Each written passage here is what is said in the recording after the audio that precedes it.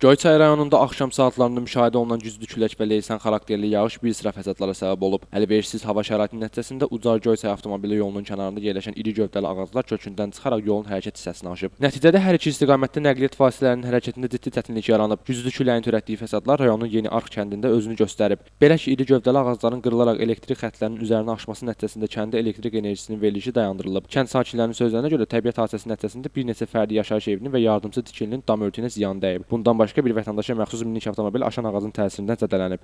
Axşam radələrində elə bil ki 18:45 radələrində təxminən belə Göyçay Yeni Arx kəndində belə bir fırtına baş verdi. Tufanla əmələ gələn külək kimi gəldi, yağış dolu. Kəndin elə bil ki bəzi evlərin üstünü götürüb atıb. Böyük gövdəli ağacları aşırdıb, yollara aşırdıb, nəqliyyata biraz vəziyyətinə gətirilib.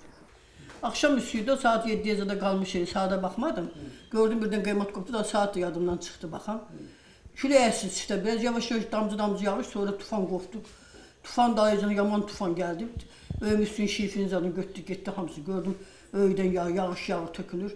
Qazanca deyirdim ki, çökməsin, görək su çöl ata bilərəmmi? Son mən 60 ildə, 50 ildə belə bir faciə olmamışdı. Biz bunu düzün deyim ki, Amerikada o tayfun kimi, bax, elə qələmə, elə bir ki, yer göyə qovuşdu da, elə bir vahimə, uşaqlar qışqırışdı, ağlaşdı, evlərin damını atıb.